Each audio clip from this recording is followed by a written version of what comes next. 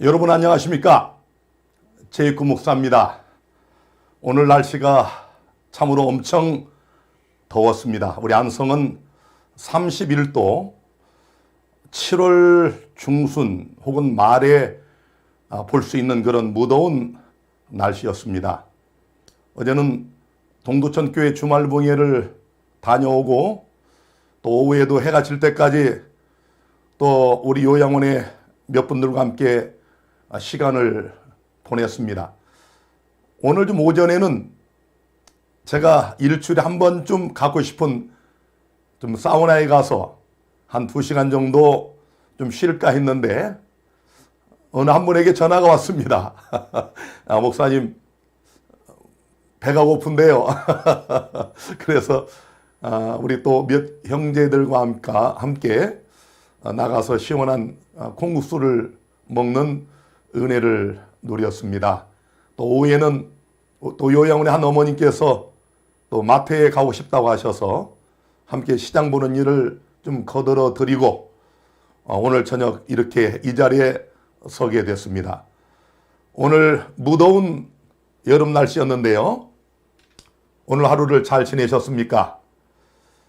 이렇게 무더운 더위에 하나님 말씀을 사모하여 성경예언대학원에 참여하신 여러분을 진심으로 환영합니다.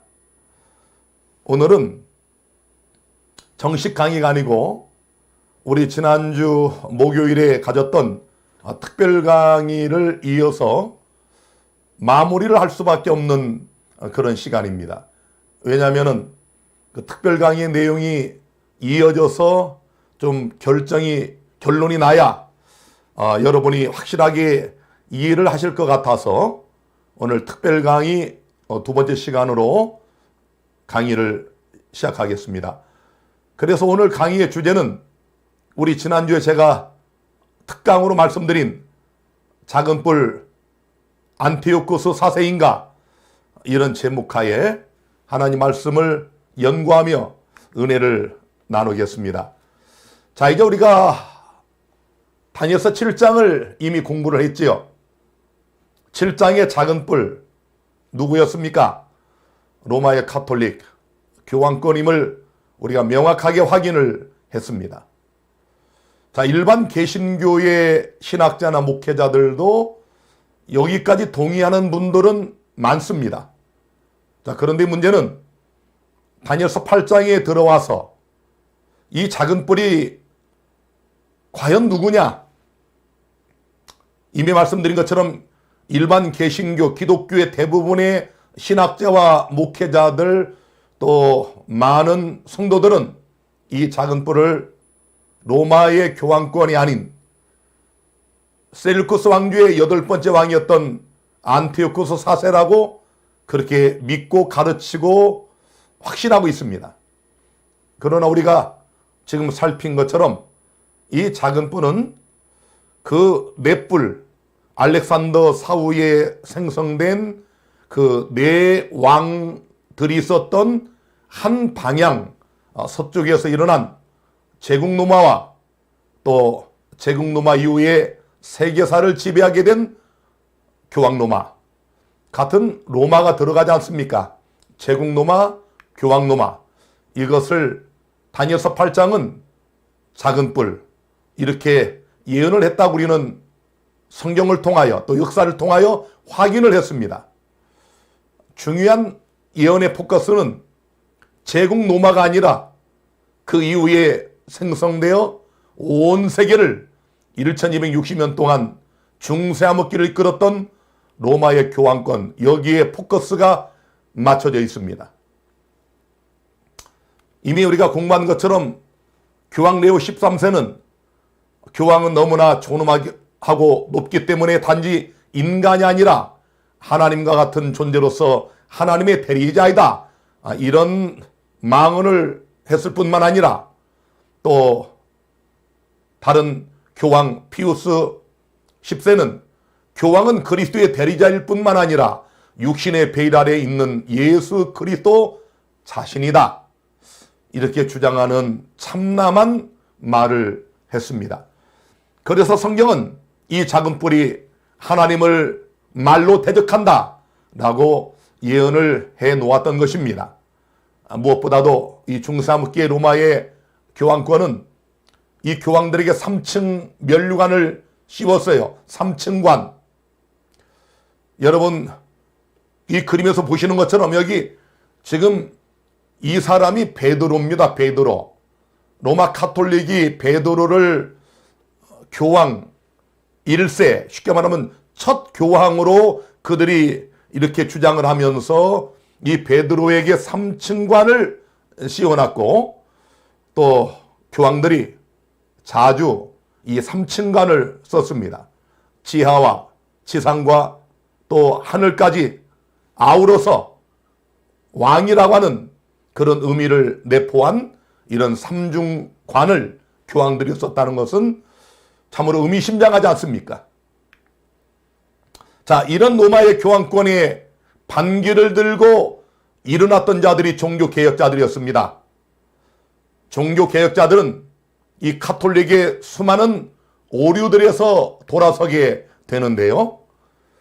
극도로 타락한 성직제도와 함께 면죄부 제도, 참 놀랍지 않습니까? 면죄부를 팔았어요. 돈을 주면은 죽은 아버지, 죽은 할아버지, 또 죽은 고모, 이런 가정 내력에 따라서 그 돈의 액수에 따라서 죄를 용서하는 이런 면죄부 제도, 참으로 두렵지 않습니까?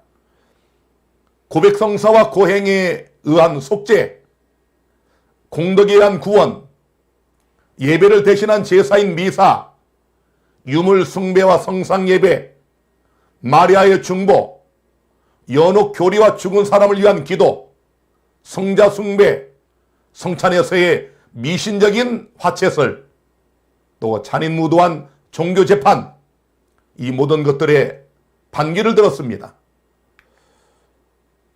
로마 교황권을 이 다니엘서가 예언하고 또 계시록이 예언하고 있는 적그리스도로 규정한 종교개혁자들의 면면을 살펴보면 종교개혁의 새벽별이라고 일컫는 위클립을 위시하여 멜랑이톤, 허스, 사보나롤라, 잔 낙스, 잔 칼빈, 이런 참으로 이름만 들어도 우리가 알 수 있는 위대한 종교개혁자들이 로마의 교황권을 오늘 제가 여러분이 가르치는 것처럼, 우리가 다니엘서 7장과 8장을 통해 확인한 것처럼 로마의 교황권이 이 작은 뿌리다 라고 봤던 것입니다.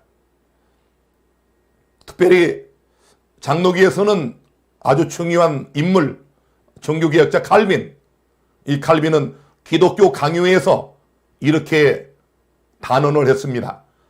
다니엘과 바울은 적그리스도가 하나님의 성전에 앉을 것이라고 예언했다. 서방 교회에 있어서 이 저주받은 가증한 왕국의 머리를 우리는 교황이라고 단언한다.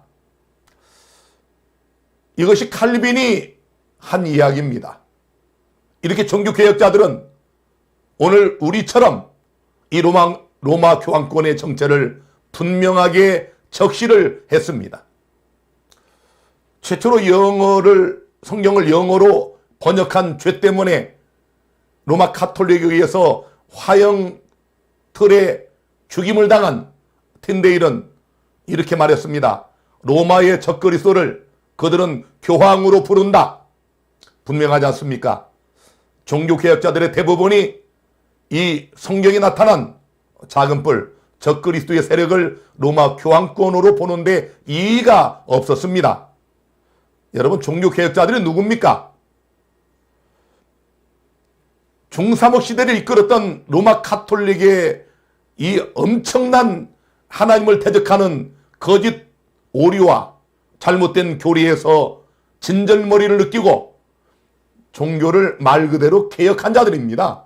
그래서 오늘날 이 땅에 편만에 있는 개신교, 프로테스탄트라는 이런 교회를 만들지 않았습니까? 우리가 잘 아는 것처럼 마르틴 루터, 로마 카톨릭의 일개 수도성이며 대학의 교수였던 이 마르틴 루터가 1517년 10월 31일 95개조 반박문을 비텐거르크 성곽교회의 대문에 달아버렸어요.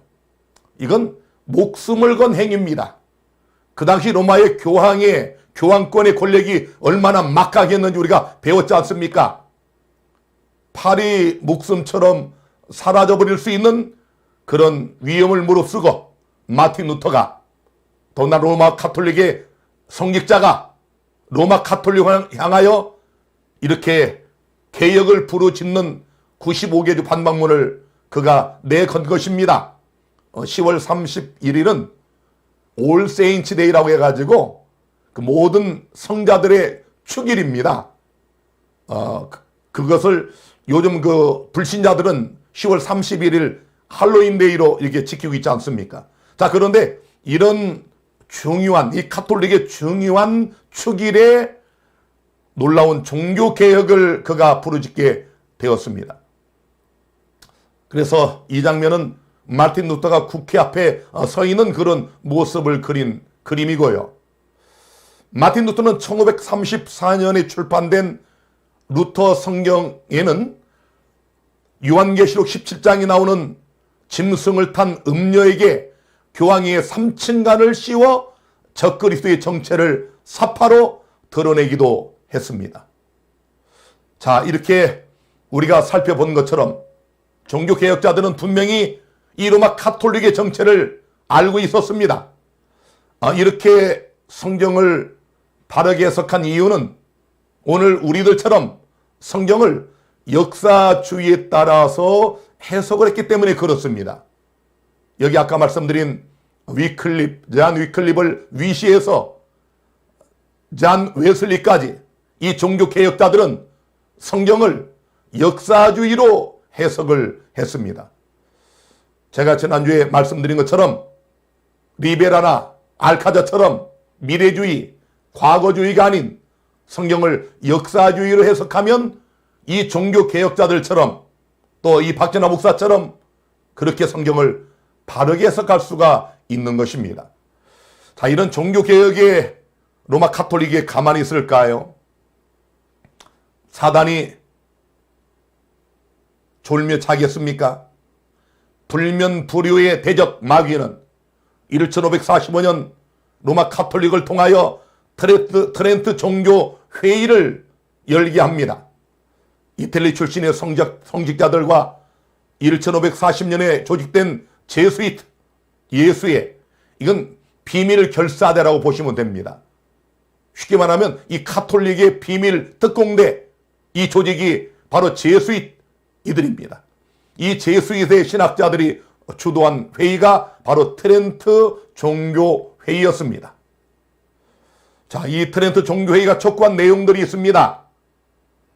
면죄부 제도와 연옥의 교리를 비롯한 이전의 모든 교리를 그대로 옹호할 것을 재천명하고 믿음으로 말미암는 의의를 비롯한 루터와 칼빈 등 개혁자들의 가르침은 저주받을 이단의 교리로 정죄되었다. 그리고 로마 교회와 로마 교황의 절대적인 권위를 재확인한 한편 종교개혁을 철저히 분쇄하는 반종교 개혁의 입장을 확정했다. 사단이 가만히 있지 않지요? 자, 이 종교개혁을 분쇄시키기 위하여 로마 가톨릭은 트렌트 종교회의를 열어서 이런 결정을 하게 된 겁니다. 조금 더 보겠습니다. 그리고 교회와 교황의 권위에 도전하는 모든 이단자들을 징벌하기 위하여 1542년 악명 높은 종교재판을 부활시켰으며 마리아에 대한 절대적인 헌신과 로마 교회와 교황에 대한 절대적인 충성을 다짐한 스페인 출신 로욜라가 창설한 예수의 이 제수이트의 반종교개혁의 과업을 맡기게 됩니다. 여러분, 이제 눈치를 채셨죠? 지난 시간에 말씀드린 알카자에 의한 과거주의 해석, 또 리베라에 의한 미래주의 해석, 이 두 사람 다 이 로마 가톨릭의 제수잇 학자들입니다. 그래서 이 두 사람이 이렇게 성경을 역사주의 해석에서 전혀 엉뚱한 과거주의와 미래주의를 해석하면서 중삼흑기를 주도한 로마 카톨릭의 정체를 역사에서 완전히 흔적도 없이 사라지게 만드는데 성공을 하게 된 것입니다. 소위 이 알카자나 리베라가 주장한 세대주의 신학, 이것이 이 프로테스탄트 개신교 안에 들어와서 이것을 개신교에 접목시킨 그런 학자들이 있습니다. 지난주에 말씀드린 다비, 존 넬슨 다비, 혹은 다르비라고도 이렇게 발음합니다. 다르비, 다비 같은 사람입니다. 또 스크필드, 아이언사이드, 또 게벨라인, 그리고 체이퍼, 이런 신학자들이 로마 카톨릭의 제수입, 비밀 결사대 예수의 학자들에 의해서 조작된 이런 세대주의 신학을 개신교에 가만히 들여와서 접목시킨 자들입니다. 이들의 주장은 한결같이 환란기는 범죄한 이스라엘이 겪어야 된다. 그래서 이스라엘과는 무관한 이 신약교회는 환란기 이전에 예수께서 공중에 재림하실 때 휴거된다. 그리고 환란기 이후에 예수께서 지상에 다시 재림하셔서 천년왕국을 건설한다라고 그들은 보았습니다. 여러분, 무엇을 눈치를 채셨습니까? 성경에 오직 하나밖에 없는, 아니요, 한 번밖에 없는 예수 그리스도의 재림을 공중 재림과 지상 재림, 재림도 두 개로 쪼개서 위조된 재림을 만들어낸 자들이 이 개신교회 안에 세대주의 신학자들입니다. 자, 여러분, 이제 궁금하신 게 있을 겁니다. 정말 현대 개신교의 신학자들이 이 다니엘서 8장의 작은 뿔을 안티오쿠스 에피파네스로 보는가? 여러분이 이 포털 사이트 검색란에, 구글 검색란에 이렇게 쳐보세요. 다니엘서 8장 작은 뿔. 이렇게 나타납니다. 한결같이 거의 모두가 다 다니엘서 8장의 작은 뿔은 셀루쿠스 왕조의 8번째 왕이었던 안티오쿠스 4세다. 그러면서 장황한 이 안티오쿠스 4세 역사를 기술하고 있는 것을 우리가 확인할 수 있습니다. 놀랍지 않습니까? 개신교의 대부분의 신학자들이, 목사들이 이렇게 카톨릭에 의해서 조작된 미래주의, 또 과거주의, 이 세대주의 신학에 물들어서 이렇게 엉뚱한 주장을 하면서 다니엘서 8장 가장 성경 예언 중에 중요한 이 장을 이렇게 어이없게도 망가뜨려 놓게 된 것입니다. 다니엘서 8장의 작은 뿔을 교황이 아닌 안티오쿠스 4세라고 주장하는 성경 해석의 진짜 배우가 무엇일까요? 첫째로 다니엘서 8장과 9장의 연결고리를 끊는 겁니다. 이제 우리가 다음 시간에 또 상세히 공부하시겠지만 이 8장과 9장은 제가 생각할 때 초중 고등학교, 그냥 청소년들 수준이면 이 8장과 9장의 문자만 자세히 들여다봐도 이 8장과 9장이 확실하게 연결되어 있는 것을 알 수가 있습니다. 그런데 사단은 이 다니엘서 8장의 이 중요한 이 진리를 왜곡시키기 위해서 8장과 9장의 연결고리를 끊기 하여 이런 엄청난 거짓 세대주의 신학을 통하여 성경의 예언을 엉터리로 해석하게 한 것입니다. 두 번째로, 사실은 제가 지난 시간에 잠깐 말씀드렸지만 예수님도 이 다니엘서를 정확하게 꿰뚫고 계셨습니다. 왜냐하면 이 다니엘서 8장에 특별히 2300주야 안에 예수께서 언제 메시아 기름 부음 받은 자로 일어날 것인지, 그 기름 부음 받은 자가 언제 십자가에 끊쳐져 죽을 것인지, 이걸 예수님은 정확히 아셨습니다.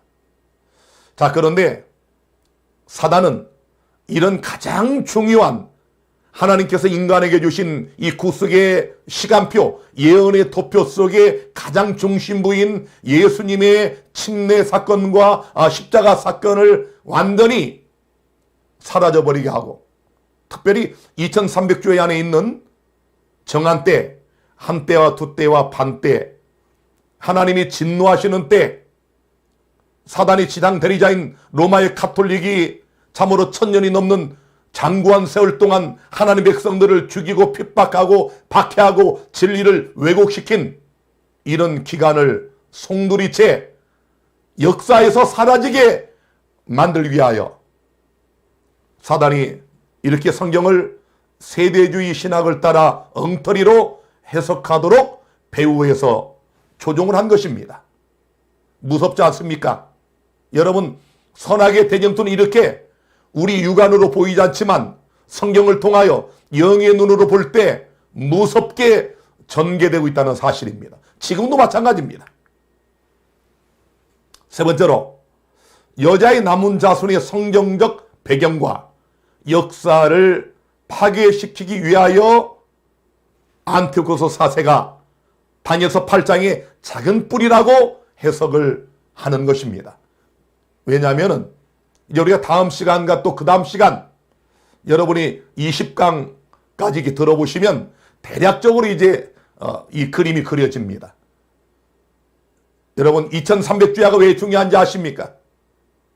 2300주야 예언이 이제 요한계시록과 연결되면서 이 예언이 한번 큰 실망을 겪고 그 다음에 다시 예언하여야 하리라는 계시록 10장 마지막 절의 말씀을 따라서 이 땅에 등장하는 여자의 남은 자손, 하나님의 마지막 교회가 출현하게 되는 것입니다.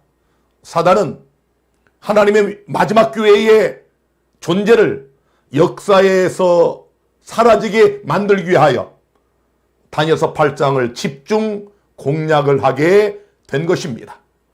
이런 마귀의 계획이 로마 가톨릭 제수잇 학자들을 통하여 또 그들의 그런 주장과 이론과 성경 해석을 그대로 받아들여서 개신교 안에 끌어들여온 이런 개신교의 세대주의 신학자들에 의하여 마귀는 대성공을 거둔 셈입니다. 2300주야를 역사주의에 따라서 우리처럼 해석을 하면 2300주야가 끝나는 1844년 역사적인 재림운동과 연계된 한 백성이 나올 수밖에 없는 겁니다. 그러니 일반 개신교인들, 재림교회를 이단으로 치부하는 이들이 죽었다가 깨나도 할 수 없는 것은 로마서 8장의 해석을 역사주의 해석에 따라 우리처럼 해석할 수 없는 것입니다.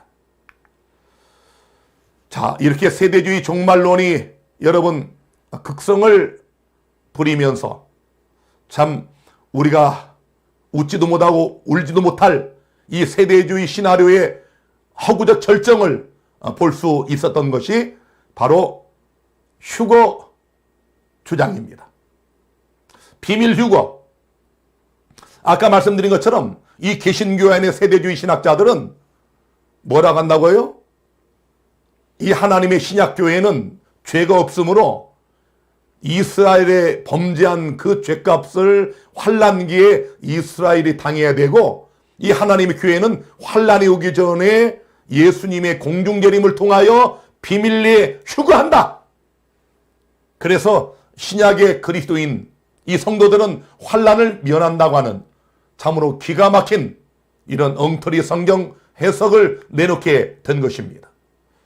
지난 시간에 제가 잠깐 말씀을 드렸지만 이렇게 역사주의 종말론과 세대주의 종말론을 비교해 보면은 확연한 차이가 납니다.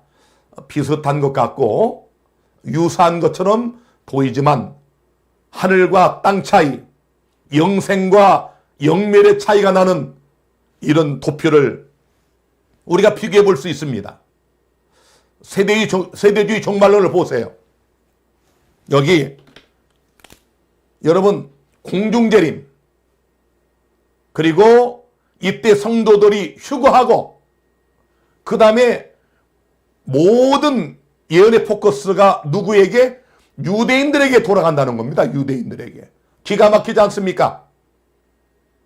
그래서 유대인들이 회심하고 제3성전을 건축하고 뭐 이런 그러면서 14만 4천 명이 결성이 되고 그 후에 지상재림이 있다는 겁니다. 여러분 성경에는 한 번의 재림만 있을 따름입니다. 속지 마시기 바랍니다. 자, 십계명도 로마 카톨릭이 쪼개서 가짜 위조된 십계명을 만들어냈지 않습니까? 하나님의 십계명 중에 가장 중요한, 하나님이 가장 많이 길게 장문으로 기록한 네 번째 계명, 안식일 계명, 제7일은 너희 하나님 여호와의 안식일인즉, 이 계명을 주의를 지키고 이렇게 위조하여 바꿔놓는 데 성공한 사단은 세대주의 신학을 통하여 우리 기독교 개신교회 안에도 예수님이 한 번밖에 없는 영광스러운 재림을 공중재림과 지상재림으로 쪼개고, 고난받으신 예수님께서 남겨두신 그 육체의 고난을 이 땅에서 기꺼이 받아야 할 성도들이 이 환난의 핍박과 박해를 면하고 공중재림 때 비밀리에 휴거한다고 하는 이런 거짓 교리를 만들어내는데 사단은 크게 성공을 거둬온 것입니다. 그래서 1992년 10월 28일 우리 대한민국의 이장님 목사라고, 그분이 바로 이런 세대주의 신학의 어떻게 보면 피해자입니다.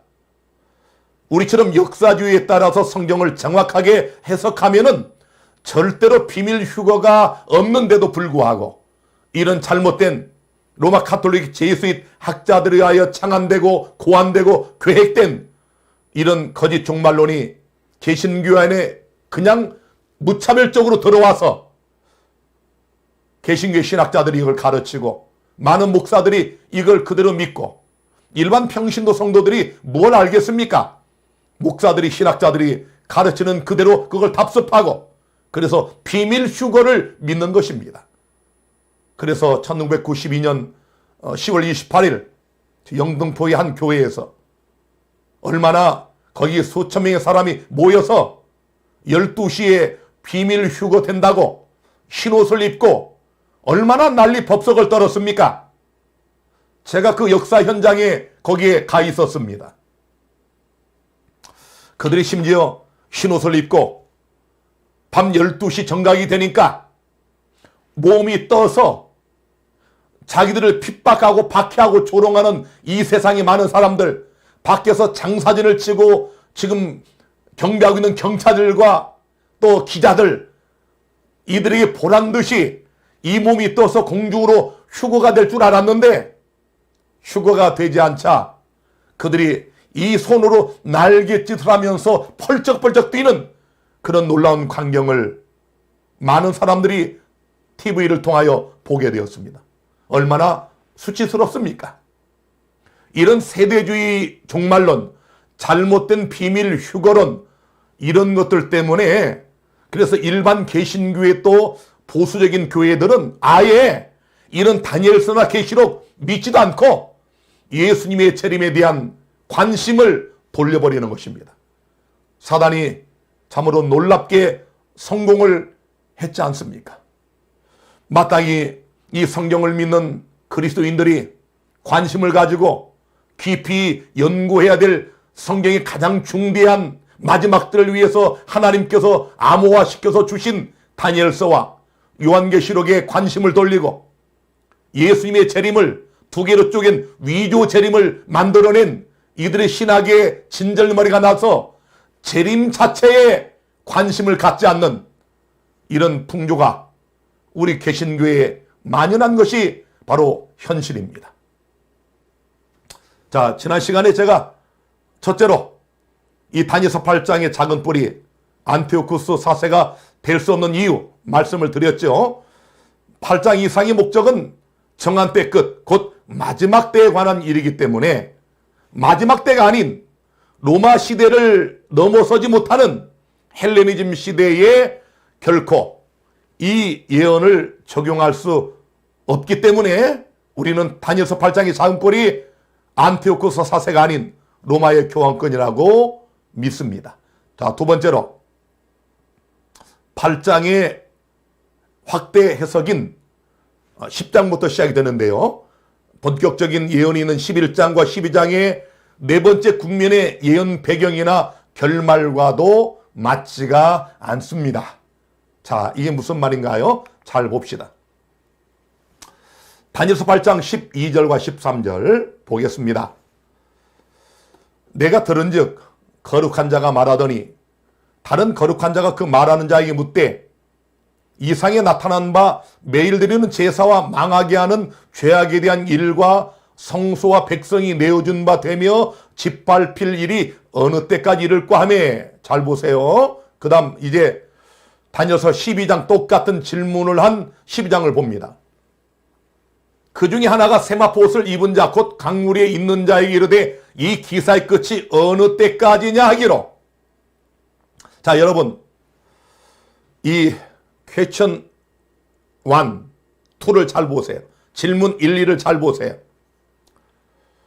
다니엘서 8장에 이렇게 하나님 백성을 핍박하고 박해하고 진리를 땅에 던지고 또 하나님을 대적하는 이런 일들이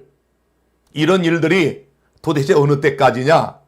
이렇게 물은 이 질문과 다니엘서 마지막 장 12장의 이런 기사, 이런 기이한 사건들의 끝이 어느 때까지냐라고는 이 질문은 똑같은 질문입니다. 왜냐하면 지난 시간에 잠깐 말씀드린 것처럼 다니엘서 12장에 올 때까지도 선지자 다니엘은 여전히 다니엘서 8장에 가브리엘 천사를 통하여 하나님이 깨달으려고 반복하여 주신 그 놀라운 몽조를, 예언을, 계시를 깨닫지 못하고 궁금해했습니다.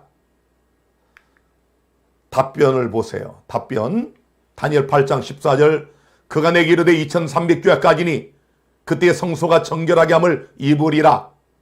다니엘서 12장 7절에 반드시 한때, 두때, 반때가 지나서 성도의 권세가 다 깨어지기까지니 그렇게 되면 이 모든 일이 다 끝나리라. 똑같은 질문, 똑같은 답변이 다니엘서 8장과 12장에 이렇게 기록되어 있습니다. 자, 그래서 여러분, 다니엘서 우리가 2장부터 공부를 했죠.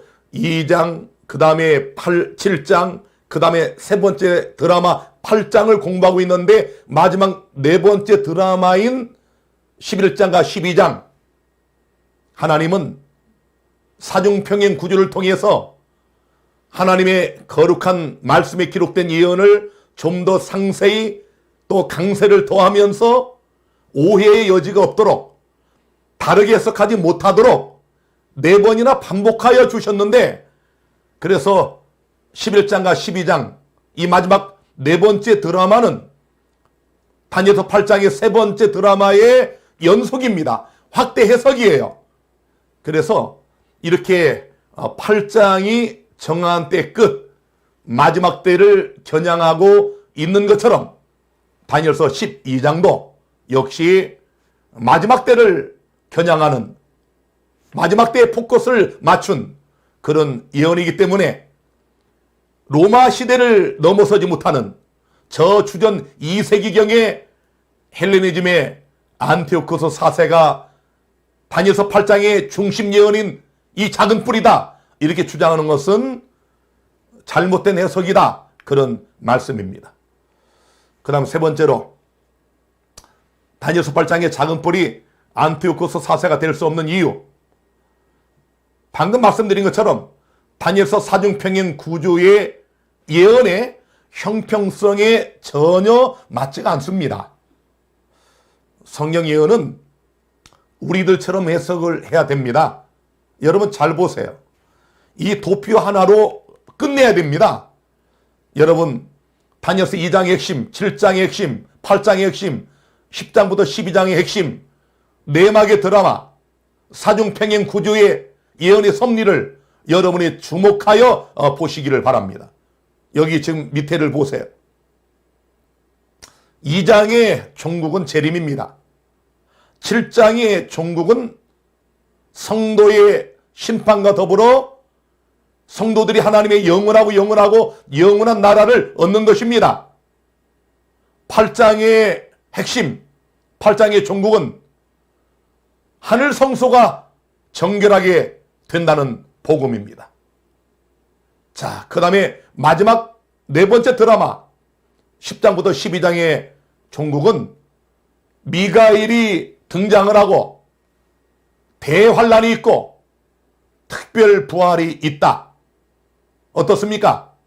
여러분, 이것이 사중평행 구조가 우리에게 한눈에 볼 수 있도록 보여주는 각 드라마의 결말이며 종국이며 궁극입니다.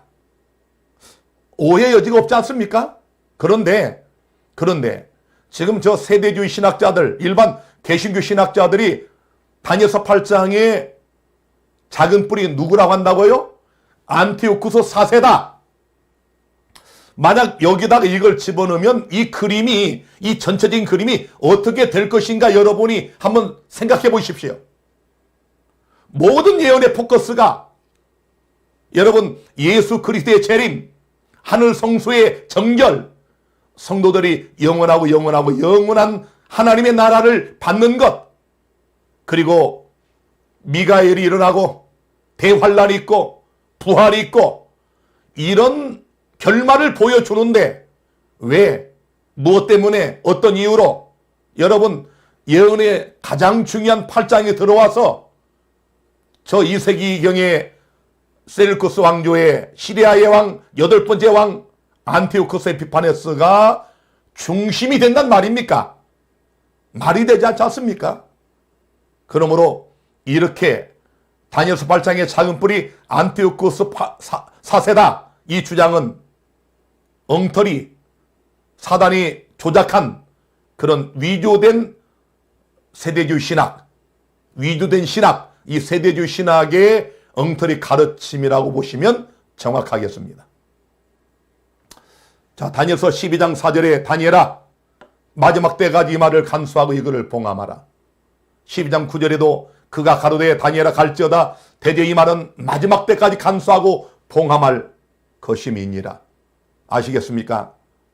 이 다니엘서를 마무리하면서 다니엘 선지자는 여전히 8장에 하나님께서 깨닫기를 그토록 원하셨던 중대한 예언을 깨닫지 못하고 재차 물어볼 때 다니엘아 너는 가라. 그리고 이 말은 마지막 때를 위하여 준 것이니 이걸 간수하고 봉함하라고 하는 하늘의 명령이 떨어지지 않습니까? 그래서 이 다니엘서의 내막의 드라마 2장과 7장과 8장과 11, 12장의 이 모든 예언의 종국, 결말, 궁극이 역사의 마지막 때에 초점이 맞춰져 있음을 알 수 있지 않습니까? 다시 한번 확인합니다. 이제 2장과 7장과 8장의 평행 구조만 보더라도 지금 여러분과 제가 역사주의 해석을 따라서 해석하는 여기 7장의 로마 그리고 열뿔 그 다음에 작은 뿔 이 세 세력을 이교 로마와 교황 로마로 합쳐서 작은 뿔로 묘사한 암호화시킨 이 섭리가 얼마나 놀랍습니까? 그런데 이 세력을 셀루쿠스 왕조 8번째 왕인 안티오쿠스 4세가 바로 이 자리를 차지한다면 여러분 하나님께서 이 세 번째 예언을 주신 목적이 무엇입니까? 다니엘서 2장에서 뜨인들의 나라 재림을 언급하시고 8장에서 심판이 있고 하나님의 성도들이 영원한 하나님의 나라를 받는다. 이런 예언의 종국이 무엇인지를 분명히 말씀하고 있는데 8장에서 좀 더 이제 상세 강세를 더한 8장에서 갑자기 마지막 때가 아닌, 아니 로마 시대도 아닌 그 이전 주전 2세기경에 안티오코스 4세를 언급했다? 이해가 되십니까? 자, 그래서 다니엘서 4중평행 구조의 이 예언의 전개와 결말을 보시면 이렇게 한눈에 예수님의 재림과 성도들이 영원한 나라를 얻는 것과 2300주가 끝날 때 하늘 성소가 정결해지는 것과 그래서 비로소 미가엘 예수 그리스도가 하늘 지성소에서 나오셔서 이 땅을 향하여 나오시는 장면, 이게 다니엘서 12장 1절에 나옵니다. 그리고 그 다음에 큰 개국 일 없는 환란, 그리고 특별한 부활, 이 모든 것들 여러분 한눈에 보이지요? 중요한 것은 왜 하나님께서 다니엘서의 이 사중평행 구조의 예언을 주시면서 다니엘서 12장 마지막 드라마에서 결말을 짓지 않으시고 미완성으로 남겨두셨을까요? 2장에서는 재림이 있다고 분명히 말씀을 하셨지 않습니까? 이 재림 전에 작은 뿔 로마의 교황권이 등장한다. 그리고 하나님께서 반드시 심판하시면 성도가 영원 나라를 얻게 된다. 이 심판이 끝나면 미가엘 예수 그리스도가 일어날 것이다. 그럼 이 땅에 대환란이 있을 것이다. 그리고 특별 부활이 있다. 재림 직전에 있는 특별 부활. 제가 이제 동두천 교회에서 주말 부흥회 때 말씀을 했지 않습니까? 자, 여러분, 그리고 12장을 미완성으로 남겨두신 목적, 다니엘아 갈지어다, 이 글은 마지막 때까지 있을 것이다. 이걸 간수하고 봉함해라. 역사의 마지막 때에 이 말씀이 개봉되어 온 세상에 전파될 것을 말씀하시면서 신약성경의 요한계시록이 이 다니엘서와 짝꿍을 이루면서 다니엘서의 미완성된 예언을 마무리 짓는 예수의 재림으로 계시록 1장부터 볼지어다 구름을 타고 오시리라 각인의 눈이 그를 보겠고. 놀랍지 않습니까? 자, 그래서 이 안티고스 4세가 이 다니엘서 8장의 작은 뿔이다, 이런 주장은 허무맹랑한 거짓 주장임을 우리가 성경과 역사를 통하여 확인을 했습니다. 네 번째로, 다니엘서 8장의 작은 뿔이 안티오코스 4세가 될 수 없는 이유, 묘사된 성경의 내용과 역사가 전혀 다르기 때문에 그렇습니다. 자, 이건 또 무슨 말일까요? 8장 20절 21절, 내가 본 바 두 뿔 가진 수양은 곧 메대와 바사 왕들이요, 털이 많은 수염소는 곧 헬라 왕이요, 두 눈 사이에 있는 큰 뿔은 곧 그 첫째 왕이요. 자, 하나님께서 이제 7장까지는 없었던 직접 상징과 묵시로 말씀한 예언을 친히 문자로 풀어주시는 이런 놀라운 하나님의 은혜를 우리가 맛볼 수 있죠. 그래서 여기 메대와 바사 왕, 그리고 헬라 왕, 첫째 왕, 아주 알기 쉽게 해석을 하지 않습니까? 그래서 8장 9절에 보니까 그중 한 뿔에서 또 작은 뿔 하나가 나서, 이미 다 이 암호를 풀었습니다. 그중 한 뿔이 아니라 그중 한 방향에서 또 작은 뿔 하나가 나서, 8장 23절을 보세요. 이 네 나라 마지막 때에 패역자들이 가득할 즈음에 한 왕이 일어나리니. 눈치를 채셨습니까? 여러분, 그중 한 뿔, 헬레니즘 시대에 알렉산더 사후에 일어난 네 왕 중에 그 하나가 아니고 그 한 방향, 이 해석이 원어적으로 성경적으로 옳은 이유는 같은 8장 23절에 이 네 나라 마지막 때라고 분명한 시기를 말씀하고 있지 않습니까? 그렇지 않습니까? 자, 알렉산더 제국이 이렇게 분열이 됐습니다. 리시마쿠스 카산데르, 남쪽에 프톨레미, 동쪽에 셀루쿠스. 자, 이런 4명의 장군들에 의하여 분할된 알렉산더의 제국. 그런데 안티오코스 에피파네스는 언제 등장한지 아십니까? 아까 말씀드린 8장 23절에 이 네 나라 헬레니즘 시대의 마지막 때에 한 왕이 일어난다. 셀루쿠스 왕조에는 주전 323년부터 기원전 60년까지 263년 동안 31명의 왕들이 있었습니다. 31명. 자, 263년 기억을 하시고요. 자, 대략 보겠습니다. 첫 번째 셀루코스 1세 이렇게 시작을 해서 제일 아래 8번째 보이죠? 안티오코스 4세 에피파네스. 그 다음에 이렇게 9번째부터 16번째, 또 17번째부터 24번째, 그리고 25번째부터 31번째. 자, 우리에게 뭐 중요하지 않습니다. 요거 보시면 돼요. 자, 이 셀루코스 왕조의 31명의 왕들 중에 다니엘서 8장 23절에 이 네 나라 마지막 때에 여러분 안티오코스 4세가 8번째 왕이라니까요.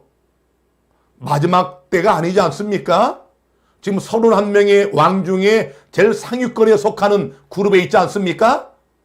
그래서 이 다니엘서 8장 본장의 말씀만 잘 읽어도 이 셀루쿠스 왕조의 31명의 왕 중에 상위권에 속하는 8번째 왕인 안티오코스 4세가 작은 뿔이 결코 될 수 없다. 이 사실을 우리가 확인할 수 있겠습니다. 안티오코스 4세는 31명의 왕들 중 8번째 나온 왕이기 때문에 마지막 때 나온 왕이 아니라는 사실입니다. 자, 그 다음에 5번째입니다. 좀 빨리 갑니다. 시간이 또 촉박합니다. 히브리어는 성과 수의 일치가 문법적으로 규정이 되어 있다고 제가 지난 시간에 말씀드린 것을 재차 반복을 할 수밖에 없습니다.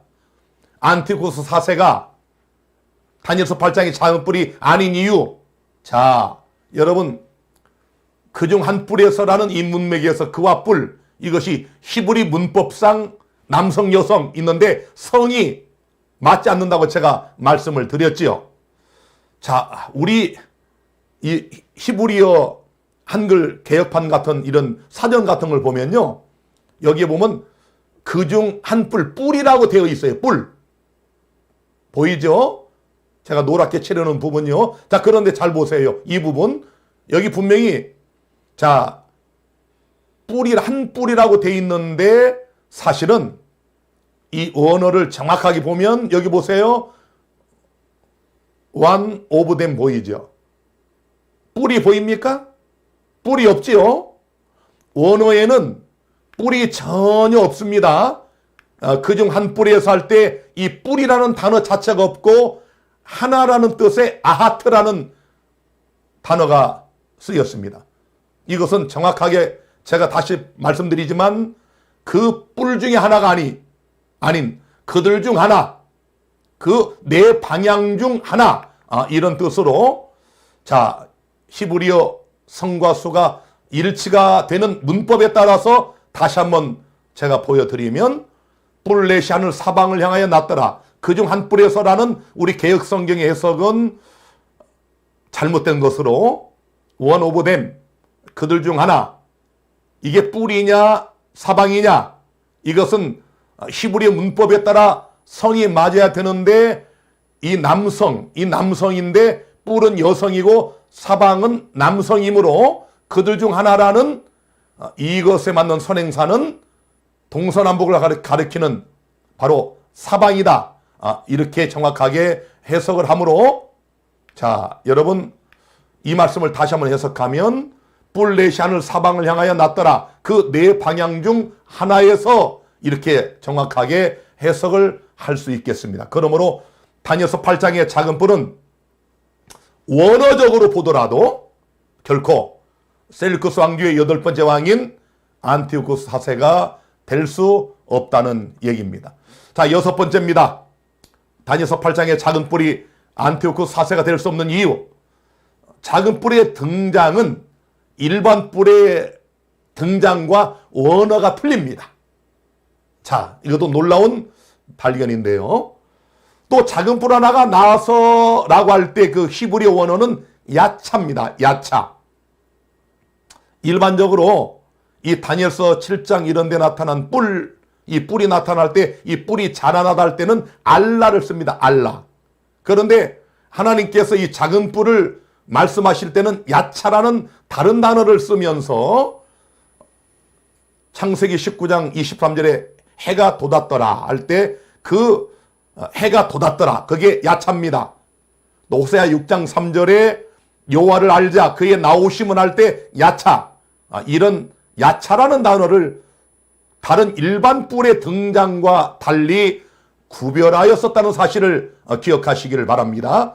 여기 원어 사전을 보면은 이렇게 분명히 일반 뿔은 아까 앞에 말씀드린 것처럼 알라를 쓰는데, 알라 왼쪽입니다. 여기 알라를 썼죠. 왈타 알레나. 그리고 여기 작은 뿔, 다니엘서 8장의 작은 뿔을 의미할 때는 야차라는 단어를 써서 구별하고 있다는 사실을 아시기를 바랍니다. 자, 이제 7번째입니다. 안티오코스 4세는 성경이 묘사된 인물과 전혀 맞지 않기 때문에 우리는 다니엘서 8장의 작은 뿔이 안티오코스 4세가 될 수 없다고 믿습니다. 다니엘서 8장 24절에 그 권세가 강할 것이나 자기 힘으로 말미암은 것이 아니며, 자 여러분, 이 작은 뿔은 권세가 막강한데 자기 힘으로 말미암은 게 아니다. 뭔가 배후에 있다, 그런 얘기입니다. 초인적인 어떤 세력이 움직인다, 그런 뜻 아니겠습니까? 그런데 안티오코스 4세는 여러분이 이렇게 나무위키라든지 백과사전에 찾아보시면은 선왕인 셀루쿠스 4세가 암살당하고, 원래는 왕위에 오를 수 없었지만 여러 속임수로 왕위에 오른 안티오코스 4세는 우선 선왕을 암살한 헬리오도로스를 처벌한 후 반란군을 진압하여 국정을 안정시킨다라고 기록되어 있습니다. 자, 자기 힘으로 말미암지 않았다는 성경과 배경이 다르지요. 그 다음에 8장 25절에 이 안티오코스 4세가 만약 다니엘서 8장의 작은 뿔이 맞다면 이 말씀 주의해서 보세요. 또 스스로 서서 마나냐 왕을 대적할 것이나 그가 사람의 손을 말미암지 않고 깨어지리라. 어떤 생각이 퍼뜩 지나갔습니까? 다니엘서 2장에 사람의 손으로 하지 아니한 뜨인 돌이 이 세상의 모든 대제국의 역사, 세상의 문명과 역사를 한꺼번에 무너뜨리지 않습니까? 생각나지요? 하나님이 이 세력을, 사단의 지상 대리자를 반드시 심판하겠다고 하는 것이 이미 다니엘서 7장에도 나오지 않습니까? 그런데 이게 사람의 손으로 말미암지 않고 깨어지리라고 그랬는데 이 안티오코스 4세는 어떻게 죽었는가? 이렇게 기록되어 있습니다. 역사는. 그런 안티오코스는 이때 여기 없었고 페르시아 반란을 진압하기 위해 이스판 근처에 있었는데 주전 164년 병에 걸려 사망한다. 마카비 군대에 의한 패배와 엘리마이스 사원에 대한 약탈 실패 등으로 인하여 절망과 낙심 가운데 내장이 썩어 죽었다. 병들어 죽었어요. 사람의 손으로 말미암지 않고 깨어지리라, 이 말씀과 아무런 관계가 없다는 얘기입니다. 병들어 죽었습니다. 낙담과 좌절과 절망 속에 병이 들어 죽었어요. 그러므로 이 다니엘서 8장 본문에 있는 말씀만 보더라도 안티오코스 4세가 작은 뿔이 결코 될 수 없음을 확인할 수 있겠습니다.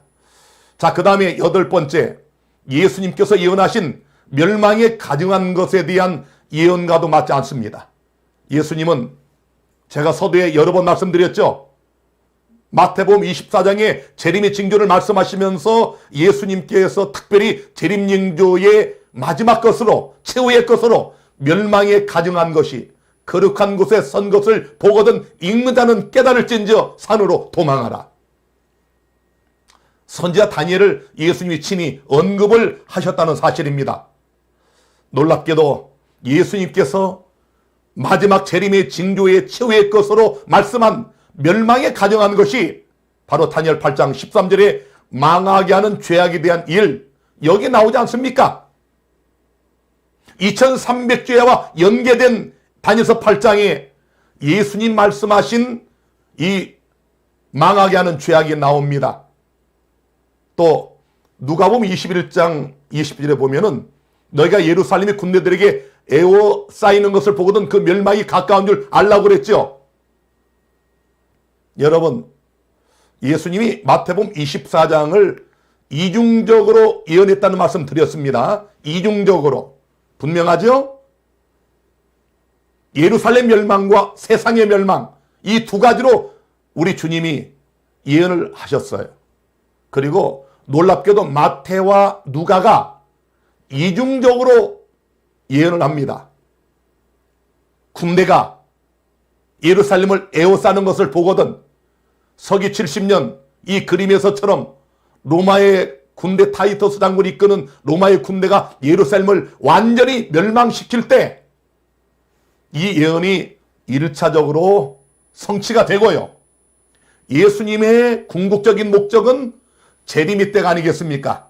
이중적 예언, 역사의 마지막 때의 재림 징조의 마지막 그 세력, 바로 8장에서 로마의 교황권과 제국 로마를 합쳐서 작은 뿔로 말씀한 그 섭리, 서기 70년에는 제국 로마를 통한 이 더러운 것이 멸망에 가증한 것이 예루살렘 거룩한 곳에 서는 그걸 성취하게 하셨고, 역사의 마지막에는 로마의 교황권을 통한 거짓 안식일이 멸망에 가증한 것이 거룩한 곳 하나님의 제7일 안식일의 자리에 서는 것을 보거든. 놀랍지 않습니까? 예수님께서 무엇 때문에 재림 징조를 말씀하실 때 최후의 재림 징조로 선지자 다니엘, 그리고 다니엘서 8장 13절에 있는 망하게 하는 죄악을 언급을 하셨을까요? 예수님의 이 말씀만 생각해도 셀루쿠스 왕조의 헬레니즘 시대의 8번째 왕인, 셀루쿠스 왕조의 8번째 왕인 안티오쿠스 4세가 결코 다니엘서 8장 작은 뿔이 될 수 없음을 알 수 있겠습니다. 사랑하는 성도 여러분, 조금 더 있지만 제가 여기서 마무리를 할까 합니다. 참 시간이 너무 안타깝습니다. 매번마다 드릴 말씀은 많은데 자, 오늘 제가 대략적으로 8가지만 이렇게 해서 다니엘서 8장의 작은 뿔이 개신교의 신학자와 목사들 거의 대부분이 해석하는 것처럼 셀루쿠스 왕조의 시리아의 8번째 왕인 안티오쿠스 4세가 아니다라는 것을 우리가 분명히 확인을 했습니다. 다니엘서 8장의 작은 뿔은 제국 로마와 교황 로마, 거기서도 이 예언의 포커스는 오직 로마 교황권에 맞춰져 있습니다. 이제 잠시 후면 예수님께서 그토록 애답도록 강조하시고 읽는 자는 깨달으라고 말씀한 멸망에 가증한 거짓 안식일이 거룩한 곳, 하나님의 거룩한 안식일 자리에 서게 되는 것을 우리는 목도하게 될 것입니다. 그때 여러분은 어느 편에 서시겠습니까? 오늘 어린 양 예수가 어디를 인도하든지 따라가기를 소망하시는 성도 여러분, 우리 생명 다할 때까지, 우리 주님이 이 땅에 재림하시는 그 영광스러운 그날까지 하나님의 말씀만을 따라가시게 되기를 간절히 바랍니다. 어린 양이 인도하는 말씀을 따라가면 궁극은 부활이요 영생입니다. 우리 영원한 하늘, 하나님의 거룩한 나라에서 영원한 하늘 백성으로 함께 살아가는 영원한 한 가족이 되기를 간절히 바라면서 오늘 특강 2번째 시간 여기서 마치겠습니다. 여러분 평안한 밤 되시기를 바랍니다. 감사합니다.